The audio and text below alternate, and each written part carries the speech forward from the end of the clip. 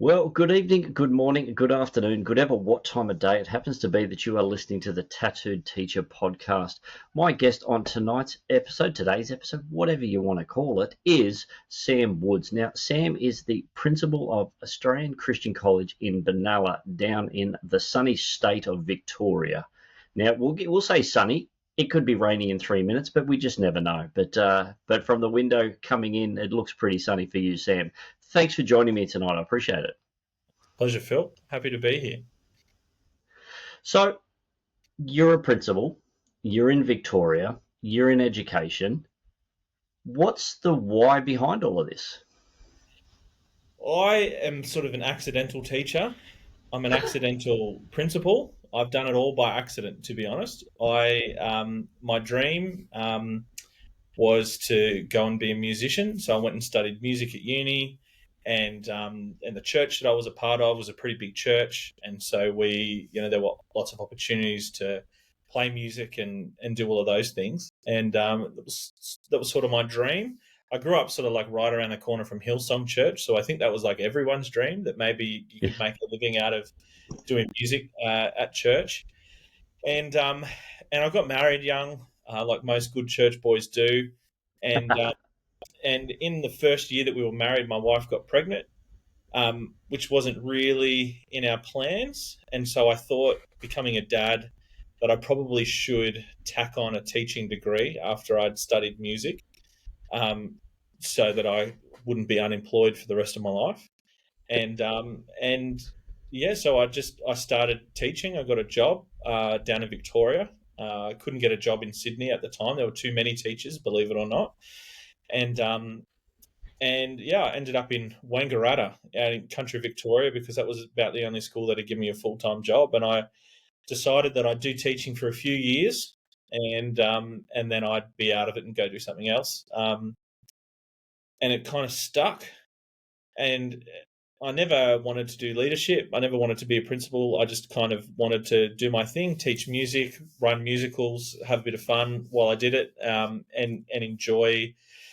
Like, teaching is a great profession when you're a parent. You get a bit of extra time with your kids, and so that was really great. And I thought, I'll just chuck it all away when my kids are a bit older and go do something more interesting. And then I applied for a job that I didn't think that I was going to get, so that I could get my foot in the door in a different style of school. And they ended up giving me the principal job here, and I love it, and I'm here, and it's all sort of happened by accident. So what's the why behind it? Honestly, the why has always been just to serve people. Like, I've always wanted to help people, and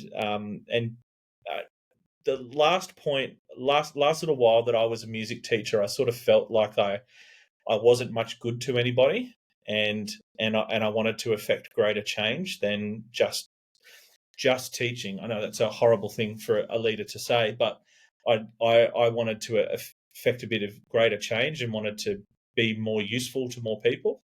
And I ended up finding myself in school leadership, and I've been here for 3 years, and it hasn't fallen apart yet. So hopefully it doesn't fall apart in the future. But that's my whole journey has been one accident after another. And yeah. It sounds like quite a journey. And look, to be honest, there's several people that I've spoken to over the course of starting this podcast that, again, it's an accidental profession. When I started, I didn't actually ever see myself being a teacher. I'm a toolmaker by trade. I went and did a design degree, backed that up with an education degree, because I thought, what if I don't like teaching? I need something to fall back on, because I'm going to give it a shot, but who knows? I don't know if I like it, because I was a ratbag as a kid. So I think ratbags make the best teachers, personally. Well, look, I've got a soft spot for them, and I think, look, we push the rules, we discover who we are, and and with the right teachers, we're allowed to travel that journey. Mm. But yeah, I was one of those guys who I thought, well, I'll give it a crack. And now, 20 plus years later, I'm still in the classroom and still loving it. So, Yeah, no, that's great. That's very much my story as well. Though teaching was going to be my fallback if being a musician didn't work out, and uh, and my fallback became my main thing. So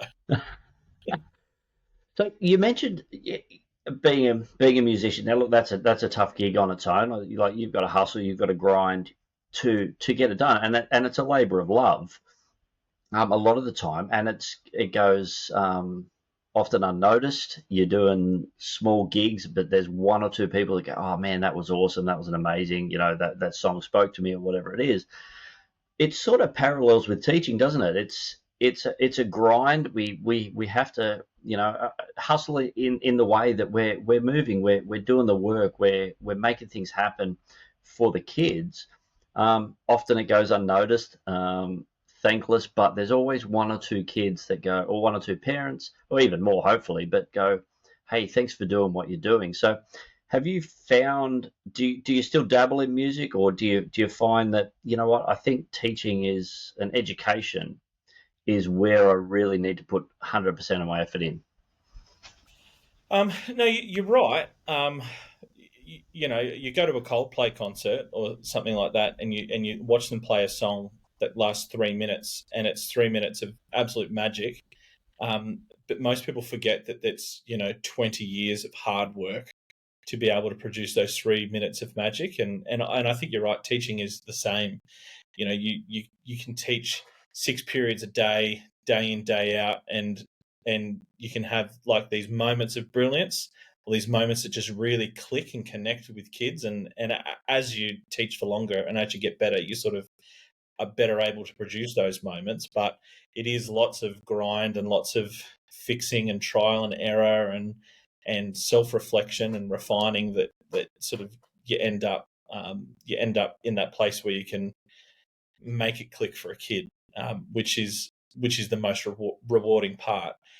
As far as music goes, I mean, I've even up until this year, I've kept a little bit of a teaching load of music because I just love to play music. I play music at school at just about every opportunity I have, and it's a great way. I find it's a great way to connect with kids, especially the kids that are particularly musical. But yeah, and I also just play music because I enjoy it. A guy's got to have a hobby. Yeah, absolutely. Absolutely.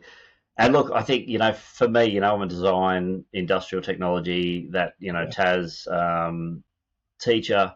And yeah, I just like to create. I'll just go and make a project. I'll just go and do something. The kids are like, "What are you doing?" I'm just like, "I'm in the zone. I'm just doing yeah, stuff." I've got, you can see my background. This is my workshop at home. So I just come, if I need some space, I need some time, I need to think, I come down and I just create. So do you think teachers, in your experience, um, are a creative bunch? We just need to find that thing that gives us the energy, gives us the joy to keep going and keep tackling those tough days that inevitably come. yeah. We had a staff session just last week, and one of the things that came out of that was a statement that I think resonated a lot with our staff, was that for every problem there's always a creative solution. And education's not cut and dry. Like, a lot of the research that we look at and we read will lead us to believe that that teaching is purely a science. And there's truth to that, but teaching is also an art form, So and yeah, the way that you do something and the way that I do something will be different, but we can still land in a similar place. And so, we talk a lot about it as our staff, that we want to understand the science of learning and the science of teaching and preparing great lessons, and what the research says that we should be doing. But I also want to make sure that every teacher has the opportunity to be creative and to teach and to communicate in the way that, like, they're giving of themselves rather than just reading off a script. And I think high school teachers in particular, primary school teachers give so much of themselves emotionally and so much of their love and care and compassion. But I think when you're a high school teacher, um, kids really connect when they can see that you are passionate about the subject that you're teaching, because you're often, pigeonholed into the one or two subjects that you're good at. And I'm sure that if you, decided to take on a year 9 geography class, you'd probably do really well. You could present a lesson well, you could follow the science of learning and do that well. But when you're going to connect with a kid and make them come alive is when you're teaching from your heart's passion, which is for you as design, is that those hands-on making, building. And that's when you can really connect with a kid that perhaps you may not in another subject area. For me, that's music as well. Like, I know that the best lessons that I have with kids are when I just get so absorbed in what we're doing and they can feed off my excitement. I had an English teacher in high school and she was the same. Like, I still remember 20 years later all the things that she loved about the novel Cloud Street by Tim Winton, because she lived and breathed it. She loved it. And that's what I want my teachers at school to have, my maths teachers, my science teachers, to give them the space to be able to really give of themselves and really let their passion out in the subjects that they're teaching. And so yeah, we try and create space during our staff meetings and personal prep time to make sure that the teachers are just are able to bring that creative expression to what they're actually teaching. So yeah, I don't know if that helps you at all. No, no, absolutely. Because you touched on it. It's like you thrive in the music room. Picking up an instrument or watching a student pick up an instrument, and they get that glow, that spark in their eye. Yeah, The English teacher that your English teacher that you mentioned, and I think we've all got a teacher, at least one teacher that has positively impacted our lives. It doesn't matter what area of life you're in, you'll remember one teacher who was really good. I've got a few that I remember who, weren't so good. I mean, I deserved a lot of, I deserved a bit, but there was others that looked past that trouble and looked for, okay, how can we get Phil to learn? How do we find that spark in him? And then it's about that relationship. It's about going, okay, look, I really love this. I'd love you to have a go and find your passion, whatever it might be. Now, if you hate my subject, hey, so be it. But let's see if we can find what you love, and build up so that these children, these young men and women that we're training and teaching, can move to their next level of success, whatever that may look like. yeah. Well, I think one of the things that we do as schools is we have this really pigeonholed idea of what a successful student looks like. And so, like, one of our big projects at the moment is we're adding year 11 next year. So we've been growing our school, adding a secondary year level every year for the last 4 years, and then we're moving into VCE. You're in New South Wales, aren't you? I'm up in Queensland now, You're in so I was in New South Queensland. Wales for a long time. Man, far out. But, so we're adding the VCE at our school, and we've made the conscious choice that there's two different streams in Victoria. There's what's called the VCE, the Victorian Certificate of Education, the equivalent of the HSC. You get an ATAR at the end of it, and then there's the vocational pathway, which is school-based apprenticeships and work placements and and a curriculum that sort of leads into a vocational pathway. And we've made the conscious choice that we're going to do both because we want to help our students find the best pathway for them, not the best pathway that looks nice on the front cover of the newspaper when the ATAR scores come out. And so,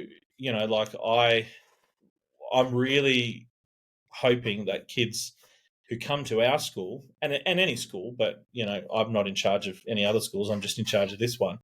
That we can help them find the thing that really drives them, find their thing. We're a Christian school, and so we always talk about how we believe our students are unique individuals who are created and we want to help them find the purpose for which they were created, and equip them to go and do that. And if that's design, if that's science, tech, a trade or vocation, we're really excited about helping them find that thing, and cultivating that, and allowing that to grow. So I think. Yeah. No, go ahead. Sorry. No, no, no. I was just going to say, yeah, I agree wholeheartedly with your last statement. Yeah, and it's about success. I mean, for so long, schooling. I mean, I was when I was at school, there were no pathways. There was you do school and you try and get a good mark, and then you go do university or you do a trade. There was no sort of, okay, well, we're actually going to guide you in this way because that's really going to help you get to what you're going to go. These are going to be the better subjects. These are going to be the better options for you. And I think so many, like the students of currently, in the right schools, and it sounds like your school, the school that you're leading, has that view of not everyone needs to go to uni, not everyone needs to do a trade. We're going to have tradies, we're going to have paraprofessionals, we're going to have university entrants, but let's find where. And like I did it with my own children, like they're all adult children, and I just said, I don't care what you do, I just want you to be passionate about it. I want you to be successful, and I want you to have the choice to do it. So if you want to be a doctor, hey, go do it. If you want to be a street sweeper, go do that too. Just have the option. Like, don't be pigeonholed. So, and I think so many schools like yours are starting to do that now. But if you think about your career pathway and your trajectory, and I know if I think about mine, and I think about just about everyone that I know, I don't actually know anybody, or I can't think of anybody. I don't want to make absolute statements, but I Yep. can't think of anybody that I know that went to school, tried really hard, got a good ATAR, got into uni, did the course that they wanted to do, then became the thing that they did the course for, then worked at it for 40 years, then retired and was happy with it. Like, we've all of the arc of our story has all been all over the place. Like, I went through school. I didn't really know what I wanted to do. I stuffed around in year 11 and year 12, didn't get quite as high an ATAR as I probably should have. So then my uni options were limited. So I picked one, went, that's fine. Tacked on a teaching degree, went to a different uni than I thought I was going to, ended up working in a different state that I thought I was going to. And so many things just didn't work out in a line.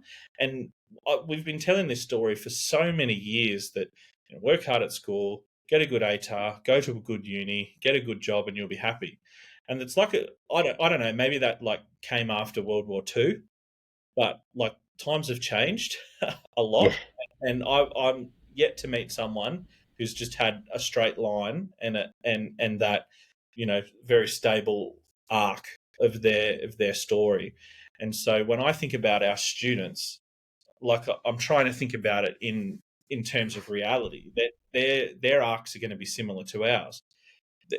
Like they're going to walk out of our school at the end of year 12, for instance, and they're set up hopefully really well for a wild ride, because I know my ride's been wild, and I assume yours has been to some extent as well. Oh And yeah. and so for a lot of what our responsibility is I want to see our kids ready and equipped to be able to go on that ride.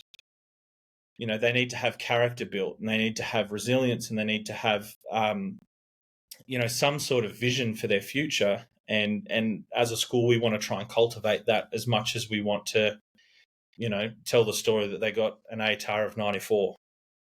There's a lot more to the story and experience of school than the ATAR you get at the end of it.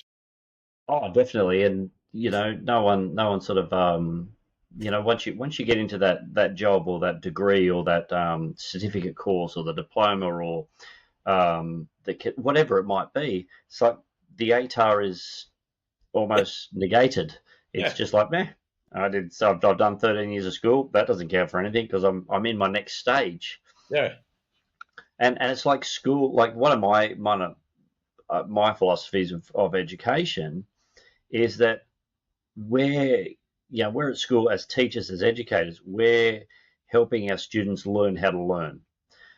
Yeah. They've got to do curriculum, and there's certain things that they've got, because that's the system that we're in. But if we can teach them how to learn, if we can teach them how to critically think, how to analyze, how to have a growth mindset, then that's going to set them up for whatever they might want to do in life, because they can look at things, they can evaluate, they can judge. They don't just go, okay, well, the Industrial Revolution's here, so I've got to sit in a classroom, and then I've got to go to a factory, and then I've got to go to the grave. That's well and gone. So Yeah. Absolutely, absolutely. There's a lot more. There's a lot more to, yeah, the purpose of schooling than learning historical dates and facts and figures. absolutely. So how, as a principal, do you find that balance? Like, because it doesn't matter where you're at, what education system you're in, with VCE, QCE, ATAR, HSC, whatever it might be. How do you find that balance of going, well, I want the kids to succeed, but I want them to be I want them to follow their path. I want them to have their journey. And then, how do I help the parents along to go, well, you know what, they're not really suited for this. We sort of need to guide them here. Mm. How do you find that balance? Or what are some of the things that you put in place to help that along? Because it must be a tough gig. Yeah, look, I think one of the gifts that we've had is that this is the first time that anyone's done it at our school. So we've been able to define what a senior secondary student looks like and the purpose of our senior secondary school. We've been able to just define that before we've done it. So I know that if I guess became the principal of, a very established grammar school somewhere, there's tradition, there's history, there's all of that stuff that you're battling with. But for us, we don't have any of those, preconceived ideas and preconceived notions. So we made a few very conscious choices when we decided that we were going to step into year 11. Um, the main conscious choice that we made, and we've shaped all of our communication with parents and students around it, is that there's no pathway that's better than another one. And I know that when I finished year 12, that our ATARs were ranked, and we celebrated, some of us harder than others because some of us did better than others. I know when I looked at my ATAR, I was like, "Oh, is that all?" Mine wasn't anything much to show off, but um, there was then the discussions: which university are you going to, and who was going to a better university and who was going to a university with a lower ATAR threshold. Actually, when I did it, what was it? It was a UAI. So I'm a little bit older than an ATAR, but um, we've framed our conversation from the very beginning with parents and students that there's no superior pathway. If you're going to do medicine and if you're going to do plumbing, becoming a doctor doesn't make you more important or more significant than being a plumber.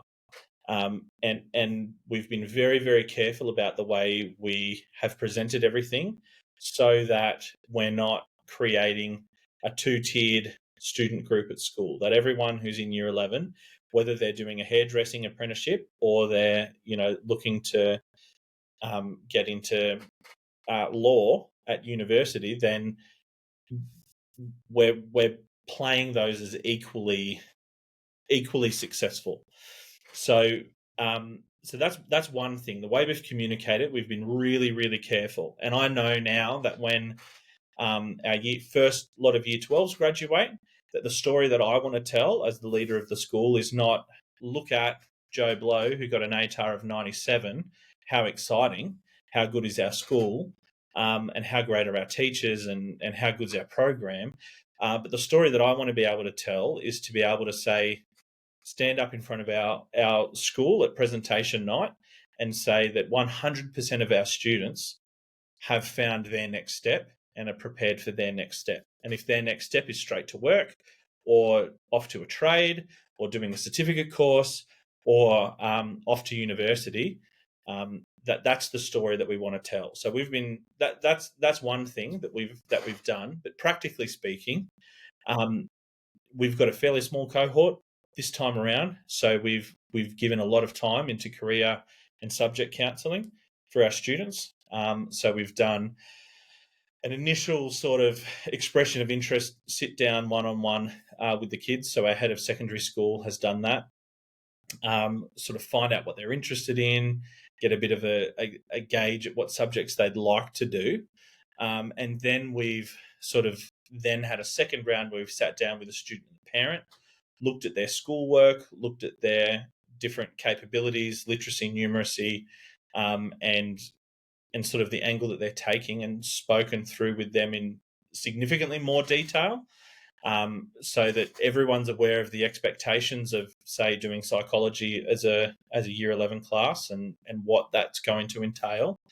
And then we've had our final subject selection. It's a fairly standard process, but we've made sure that as part of that process, we're trying to hear where students are coming from and when parents are coming from, because you can imagine that we would have some kids that are like, all I want to do is become a Sparky, and their parents are like, no, you're going to university.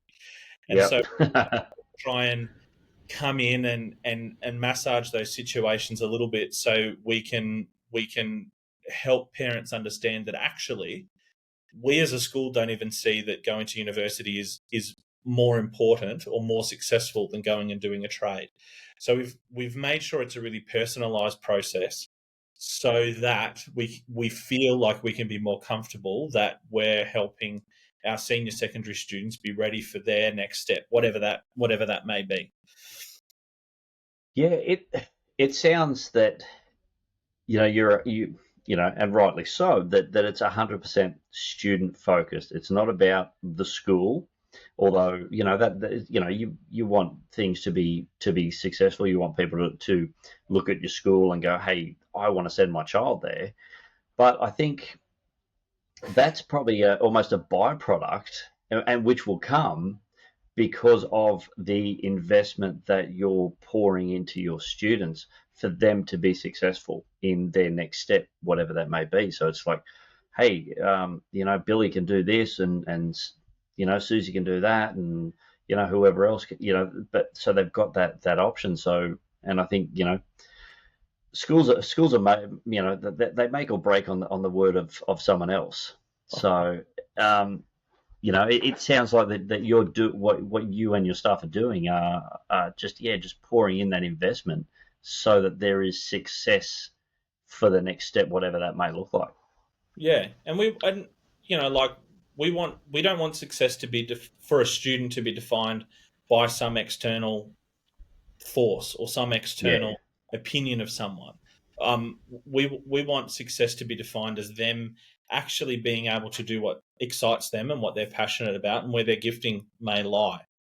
And for different people that looks different. Like if I know that if I had my time again, I'd take a different pathway, 100%. Like knowing what I know now and what I'd take a different pathway. And like I selected my uni based on the perceived prestige. That was my selection. And it turned out that sure there were things that were good, and I had good experiences, but like when I think about it now, I probably would have preferred to go to the one that was like an hour and a half closer commute, because I don't the actual outcome would have been much different for me. Um, but you live and you learn. Live in, live and you learn. I just don't want the students coming through our school to feel that we as a school are going to be more proud of them based on a certain outcome. We want to at least eliminate that pressure. We can't eliminate parents' pressure on the kids, we can work with them and we can talk to them, but I want to eliminate the pressure of our students feeling that they have to do something or achieve something for us to feel like we value them later.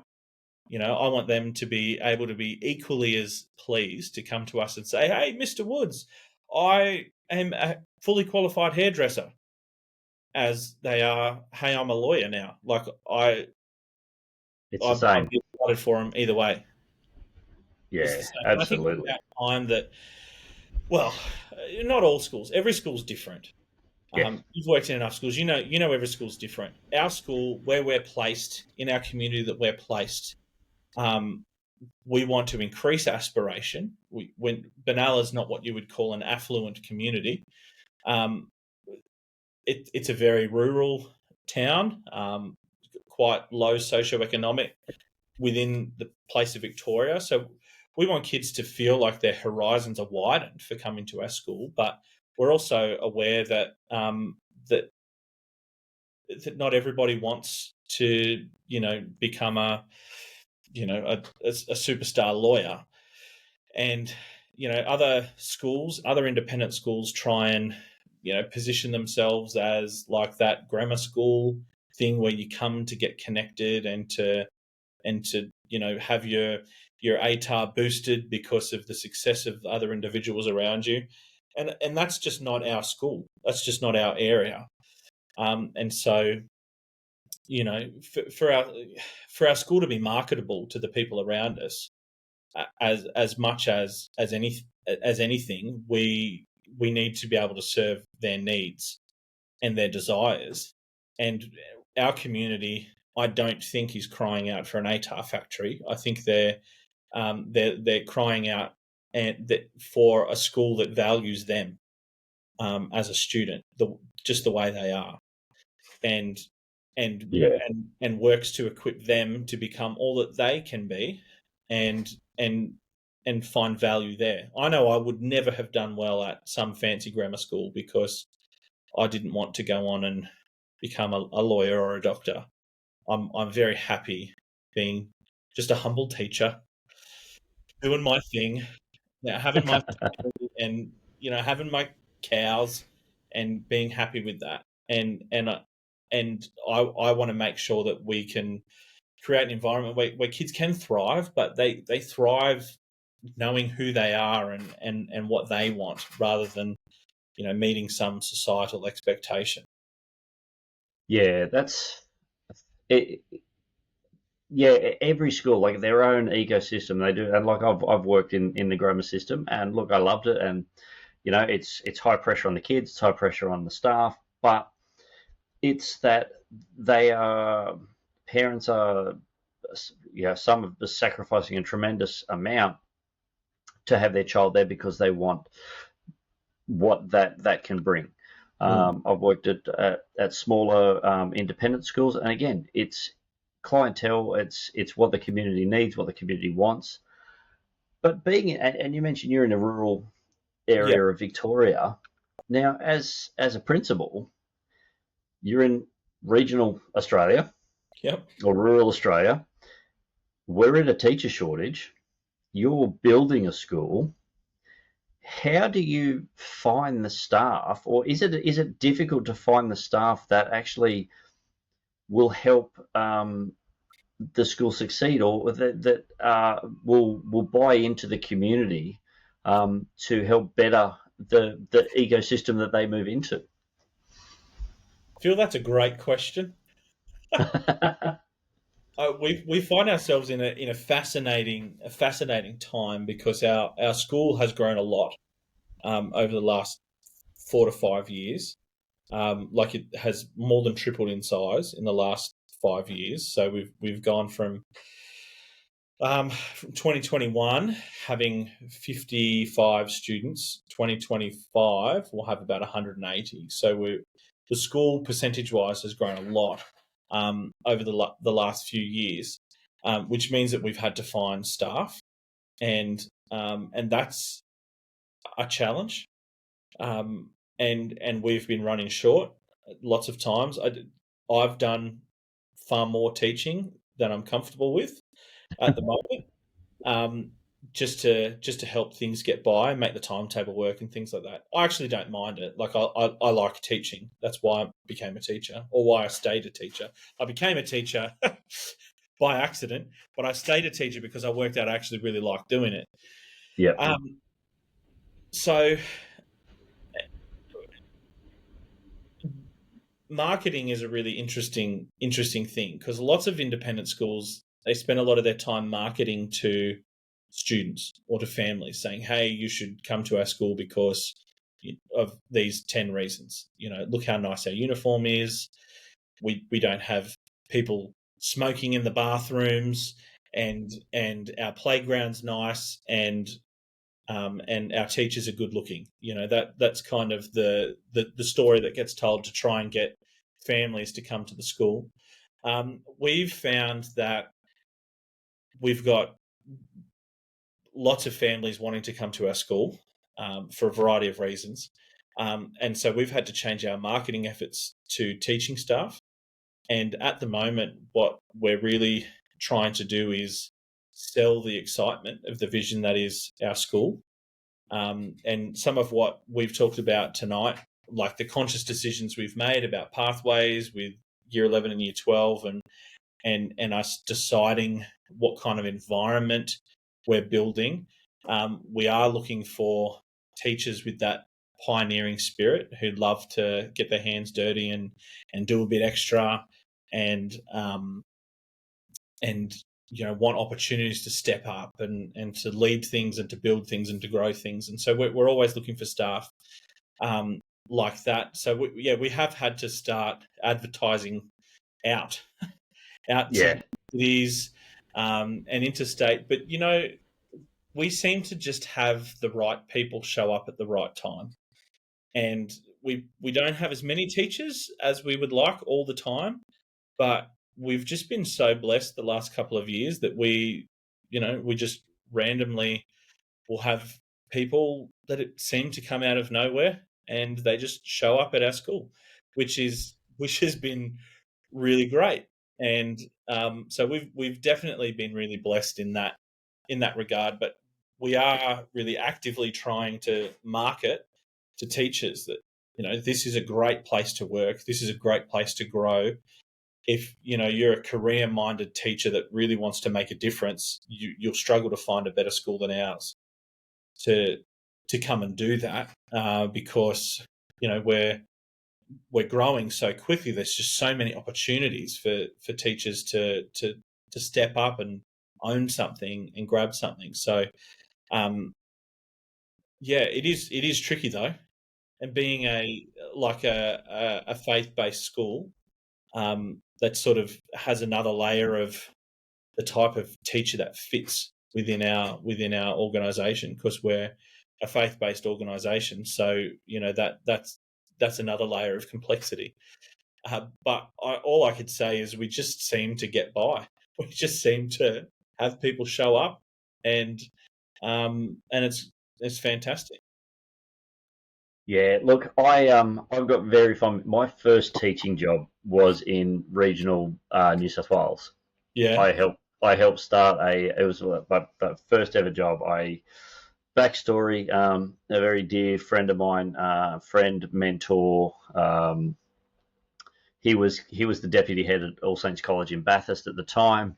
yeah, And we went out to visit him at Bathurst, him and his wife, and he's talking about this school in Dubbo, and he was on the steering committee. And by the time Vanessa and I we left at the weekend, and we've shared this with him as well. It's just like, man, I don't want to hear about this school again, because he was just banging on about it.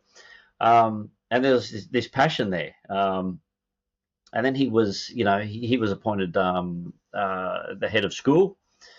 And then we kept on having conversations. I was in my final year of university, and then all of a sudden I find myself going, him offering me a job, and I'm going, sure, I'll take it. And then which was shocking and frightening and exhilarating, and all this stuff going on, because my eldest child at the time was about to start school. And so we'd had him locked in at the little local Christian school, all locked in there, ready to go. All his mates from play school and all that sort of stuff moving through. And then I've come home and said to my wife, let's move to Dubbo. Yeah. Either way, And so we went there, and we went there to visit, just to talk to a few people, find a rental property, do all that sort of stuff. And then it's Dr. Paul Kidson, who was the head of school at that time, and he's like, let's go and visit where the school's going to be. Fantastic. Okay, let's go out and let's see where I'm actually coming to. So yeah, my vision of the school was, well, there'll be buildings. So we drive out to the location, and it's a paddock. Paul bounds out of the car, just bounces out of the car, and just full of vim and vigor and excitement. And I'm like, what have I done? And he's like, look, the surveyors are there. They're putting pegs out. And I'm like, and this is like late November. We're supposed to start in, mid-January. Then there's nothing to be seen. But we got there, and we're cleaning out classrooms the day before school starts. Sunday afternoon, I'm sweeping out an old demountable. We're trying to find chairs. The first couple of weeks, some of our classes were under the tree because that's how the timetable worked. But it was a joy, and it sounds like some of the staff you're getting have that same, and you said that pioneering, that yeah, adventurous, that, hey, this is going to be fun, so let's just do it. yeah. We're really lucky at the moment. So last year we had our first year where we are. So we were in we had a little campus just up the road, and we'd run out of space, well and truly. We had 85 kids there, and we'd had to move 3 demountable classrooms in, and we couldn't put any more. We couldn't put any more kids there, and we had over 100 enrolled for the next year. And the council regulations on that block of land where you couldn't have more than 90 people, and so we were sort of we were squished, that's for sure. But the TAFE up the road, lovely big TAFE building, they were leaving, and so we ended up taking on the TAFE building. So we've moved in here, and we've had 2 years here now, and it's a nice building, but it's not without its challenges, because we may have rooms, but the air conditioning system here is, I don't know, nearly 30 years old, and it's decided in the peak of term 4 that I'm not going to work anymore. And so we've had like fans going, and it's been nuts.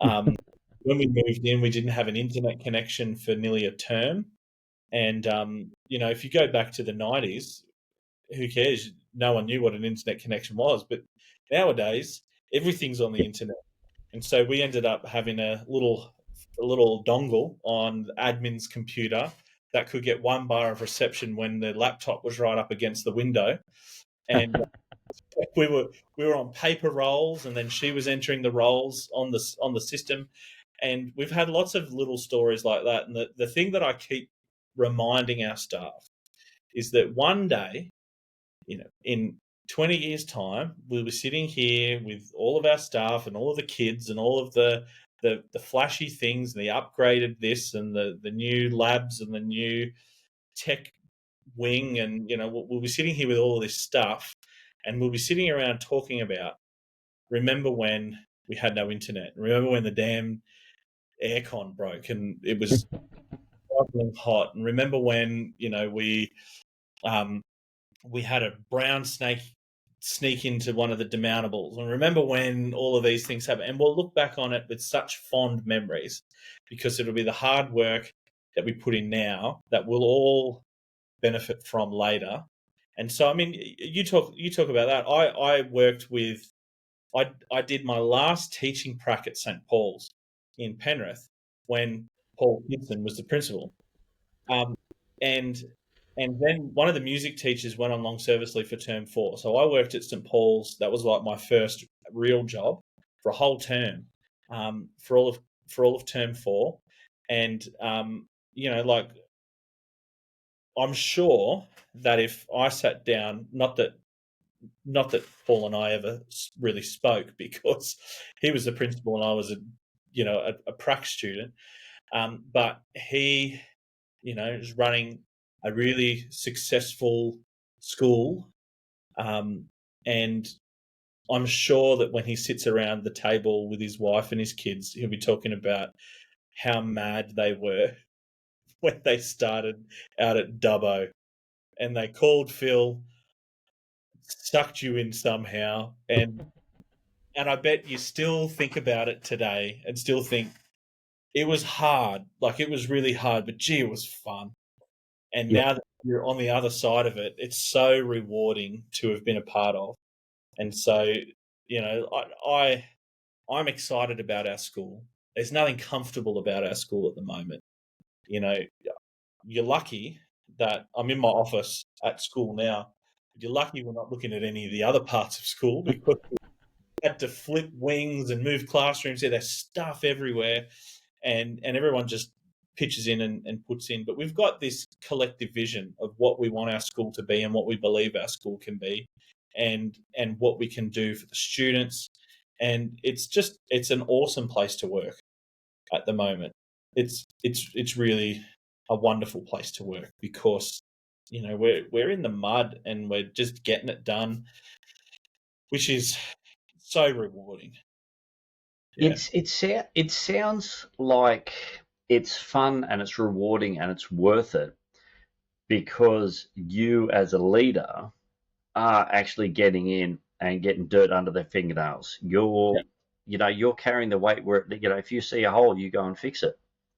It's not like you go, oh, well, yep, soup, yep, yep, you've got to do that.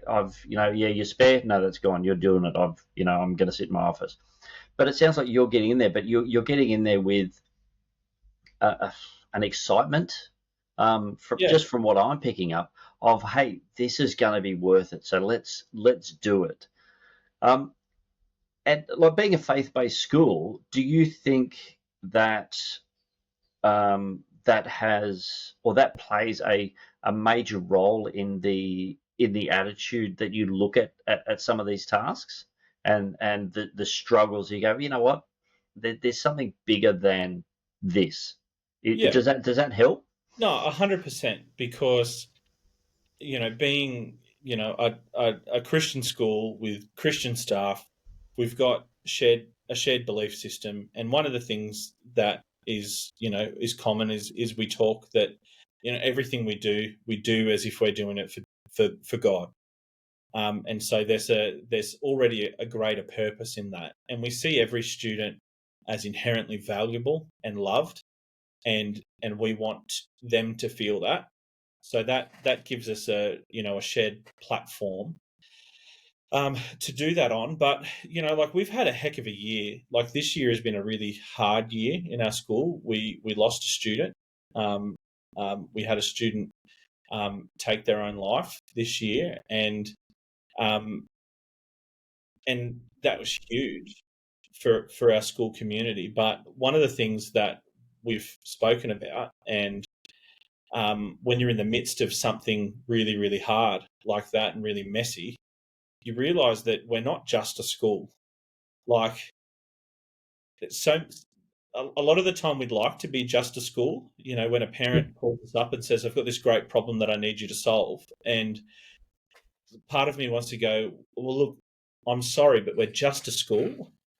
But this year in particular, like, we've had some really complicated things within our community, and having a student die is the most complicated thing I think you can probably deal with in a school. But it has become so evident to us as a staff that we're never just a school. We're not just a place where we walk in and we just teach lessons and then we move on. There's so much more to our community than just that. Obviously, and hopefully this is clear from the first part of our conversation, but obviously we want to do that well. We want to teach well. We want our students to learn well. We have a high expectation that our students will be learning and growing and we have a high expectation on our teachers that they will also be learning and growing and improving as practitioners in their craft. But when we're helping students negotiate out of home care, and when we're speaking at funerals of students, and when we're signing references for students that are getting jobs, and when we're you know providing emotional well-being support for kids who are going through something, we're not just a school. And I think that's what allows us to suck it up for the things that are a bit hard, taking an extra class here or there, or doing an extra yard duty, or um, you know, supervising something, or or stepping in, or just having to wait a little bit longer for the photocopier because we only have one instead of three, and not having you know a whiz bang laminator. Like the discomforts of being a small school, they seem to matter a lot less when you have the understanding that we're not just a school. Like, we are a community, and we're a community that is complicated, doing life in really close proximity, and we somehow have, as teachers and school leaders and other staff here, we somehow have this influence and this ability to be in and affect change in people's lives. And so for our community this year in particular, the extra things that we do, that one day we'll sit around and go, oh, remember when there was no aircon. It matters a whole lot less when you've got the perspective that we're dealing with really complicated lives, and then our core belief as Christians is they're really complicated lives that matter, and they're really complicated lives who are loved and who have a purpose, and we are in this bizarre place where we all show up between Monday and Friday, 9 to 3 here, and all of our lives collide, and we see the good, the bad, the ugly, and we have the ability to lift kids up and pull kids through it, and that makes it all worth it, more than one day having a kiln for doing our own pottery. Yeah. As exciting as that will be, and as exciting as it would be to have send a team of kids to some robotics competition in Singapore, that'd be really cool. But when we've got real lives happening, that gives us a whole lot more than just teaching. Yeah. And yeah, I think you've hit the nail on the head, absolutely, because schools are not just for teaching. Schools are communities. They thrive, they hurt, they grow, they grieve, they do everything that and it's only those who are actually invested into it, that they fully understand. Now, everyone's been to school, but it's only those who have invested themselves into it. Um, staff especially, but there's ancillary staff, who go above and beyond to help us out. There's there's the parents who sacrifice their time and money to invest into the school, and then they realise that this is just this. There's much bigger things at play, um, for the next steps of these students. So we've got to help them through life as adults. We've got to show them how to journey the good, but also how to journey the bad as well. 100%. 100%. Life is not easy. No, no, look, that is one of the truest statements that anyone will ever say. That, yeah, and so many people think, oh yeah, school, and blah blah blah blah blah. But it's like, no, you spend a term, you spend a week in a school, um, as just a helicopter over the top, and you'll see the ins and outs and the struggles that go on, because any community has that. So It's it's it's funny to me. I don't know, maybe in a really weird kind of dark way. maybe funny is not the right word, Well, you but are a principal, so you got to look at things in a whole different perspective. sometimes if I didn't laugh, I'd cry. But we this year we've got a teacher trainee program that we do, that we have students come in who are studying education. They work a couple of days a week with us, with a mentor teacher in a teacher aide capacity, and they begin to sort of take on classes and responsibility, and they're mentored through their whole teaching degree. And we took on a student, a mature age, who's retraining from a different profession, and he started with us at the start of term 4, and in week 2 of term 4 we lost a student, and he started with this bright eye and bushy tail of how great it's going to be to retrain from being in a different profession to being a teacher. And boy, did he get thrown in the deep end. He got thrown in the deep end like you never believed. And his first term at school has been, part of or experiencing dealing with a critical incident, seeing how a school has to administer care to their students and well-being to their students, and monitor that so closely, on top of the normal term for shenanigans, your presentation nights, your fun days, your sports things, your report writing and proofreading and posting, and all of those things. So he's been in school 1 term as a trainee, and he's got everything in 1 term. But the beautiful thing, and the thing that I know will make him a great teacher, is we got to the end of the term and he said, "Thank you for allowing me this opportunity, because it's exactly what he was hungering for as a person." He's enjoyed his previous career. He's been very successful in a variety of spheres, but he wants to come in and be able to make a difference in someone's life. Yep. And he's seen exactly what kind of difference you can make in the life of someone by being in education. And instead of being scared, which I think if that had been my first term, I'd have been like, "I'm out. I'm going somewhere else. I'm here to teach, not to do all this other stuff."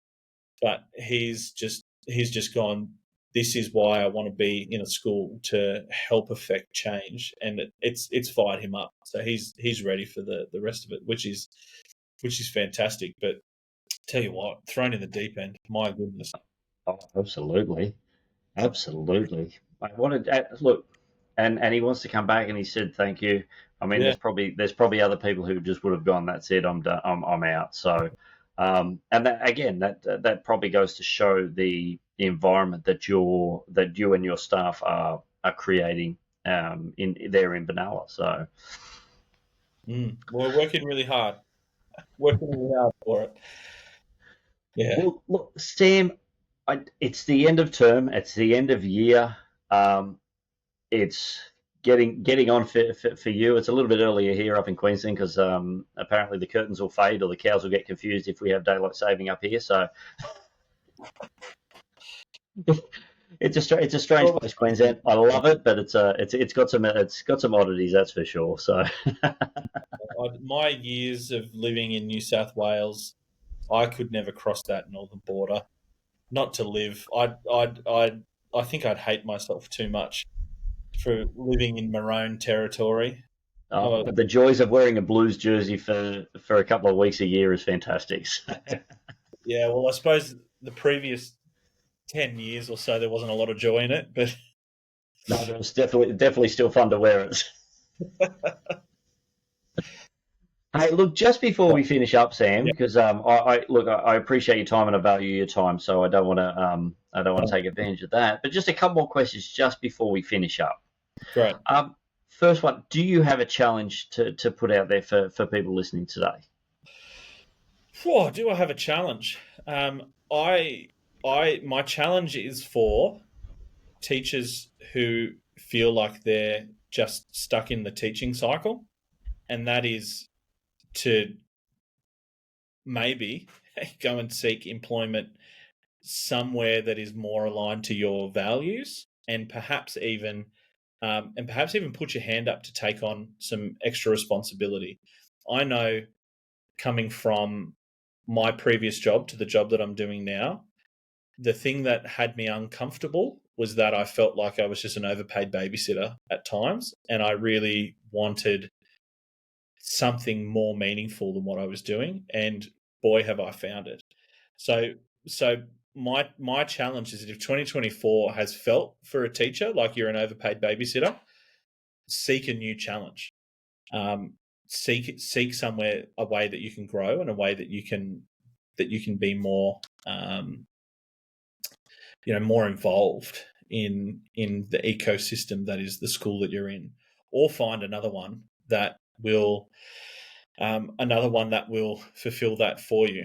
The last thing I want to see are teachers quitting because or leaving the profession because it's not fulfilling them, and I think there's a lot of perhaps missed opportunities. So my challenge would be, if you're not feeling very fulfilled, find something in education that will help you be more fulfilled, because I, there's a lot more to it than just teaching a lesson. Absolutely, absolutely. Couldn't agree more. Second question: do you have a quote, a mantra, a verse, just something that you hold on to that sort of resonates maybe on a daily basis, or something that you go, yeah, okay, I'm going to stick to that just helps you, through the highs and lows of being a principal. I have a couple at our school and our group of schools. One of our I don't know, it's not even a mission statement or anything, but one of the statements that we talk about is we want all of our students to be well known, well loved, and well taught. And we have it in that order specifically because my experience is you can't love someone and can't really care for them if you don't know them. And in every instance in my life, the more I've got to know people, the more I've been able to love them, or at least appreciate them and understand them. And I don't think you can actually teach a student well if you don't know them and if you don't care for them. And so that's something that we have up all around our school. We shout it from the rooftops and we talk about it as a staff, that we want every kid to feel that every day. And that's an impossible aim, but it's one that we're holding to nonetheless. And another one that one of my old principals used to say, and he used to say to me, that as a school, we have very privileged access to very complicated lives. Yeah, And um, and this year, it has become most apparent to me how complicated some people's lives are. And often as teachers, we can forget that, and we can just see the annoying kid in class or the frustrating parent. But I remind myself all the time that we have privileged access into very complicated lives.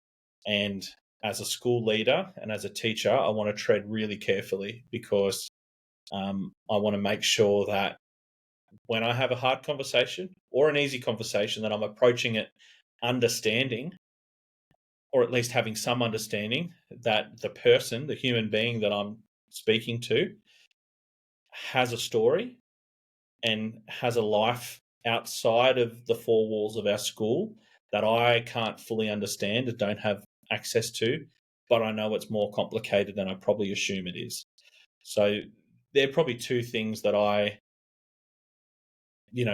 one is obviously what we aim to do as a school, and one is helps me keep in check when I'm having difficult conversations, in particular, that I'm dealing with people with complicated situations, not just,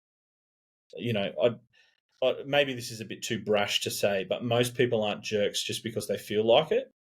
yep, They can be jerks because their life is really complicated and it's really hard. And so I want to have grace for people who, and I want to be that kind of leader that can graciously approach people, because I have an innate understanding of how complicated their lives may be. absolutely. And both fantastic. both fantastic and very true things. Like, yeah, if you don't know your kids, you can't be in a relationship. They can't see value. They're not going to learn from you. 100%. And and yeah, we are in a privileged position as educators to be involved in these young men and women in their lives, because yeah, sometimes school, as you know, is the only safe space that they have, Yeah. and sometimes that's why they push the boundaries, because they want to know that they're cared for, and that's one of the ways they do it. They want to know, no, hey, stop, don't do that. We care for you. Just something's gonna go wrong. So yeah, it's a very privileged position. Yes, it sure is.